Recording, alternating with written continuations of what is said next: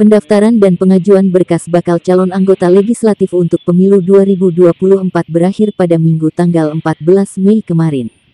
Namun, saat ini Bawaslu Kabupaten Bima mendapatkan laporan bahwa ada sejumlah kepala desa yang masih aktif di Kabupaten Bima yang menjadi bakal calon anggota DPRD Kabupaten setempat.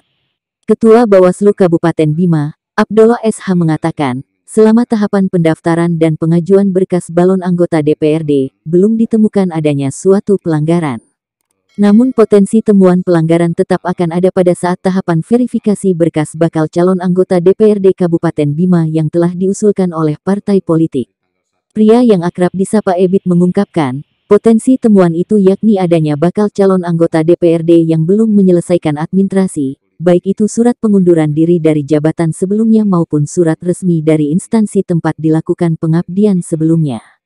Karena itu menjadi syarat utama bagi kepala desa, aparatur sipil negara atau TNI dan Polri jika mencalonkan diri sebagai anggota dewan. Kata dia, beberapa potensi ini akan ditelusuri lebih dalam, karena sudah diawali dengan laporan masyarakat. Sehingga, pengecekan terhadap keabsahan dokumen sangat penting dilakukan dengan cermat. Jadi memang di beberapa partai politik ada kades aktif yang mencalonkan diri menjadi bakal caleg di partai politik. Nah, dalam hal ini prinsipnya tidak boleh kita melarang seseorang untuk menjadi kontestan dalam pemilu tahun 2024. Cuman hanya saja ada aturan main yang harus dilewati oleh kades yang masih aktif. Aturan mainnya apa? Kalau memang dia masih aktif di perangkat desa atau kepala desa, tentu dia harus menyampaikan surat pengunduran diri kepada instansi yang menaunginya.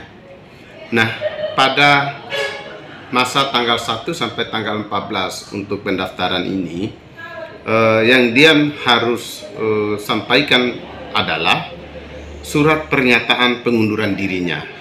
Lalu harus mendapat tanda terima pengunduran dirinya. Itu aja dulu sekarang. Nah, itu sebagai syarat yang harus dipenuhi.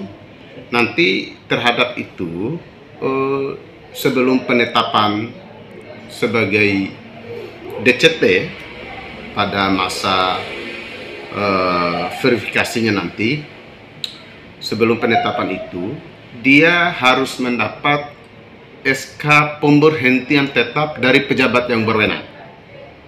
Ia meminta kepada KPU Kabupaten Bima agar memverifikasi berkas bakal calon yang diajukan oleh partai politik dengan sungguh-sungguh dan sesuai aturan yang ada. Sehingga, tidak ada masalah yang muncul pada tahapan selanjutnya.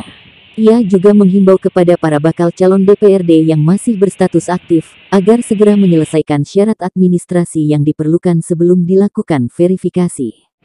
Nah, kalau kami hari ini belum bisa berbuat apa-apa. Kami hanya ingin mengidentifikasi dulu. Karena nanti di tanggal 15 ke tanggal 23 ini ada yang namanya verifikasi administrasi. Nah, kita akan lihat di situ. Di berbagai partai politik, di berbagai dapil itu ada nggak kades yang mendaftarkan diri di bakal calon anggota DPR ini. Kalau adanya, kita akan lihat apakah dia sudah mendapatkan apakah dia sudah menyampaikan surat pernyataan pengunduran dirinya atau tidak. Kita akan lihat di administrasinya.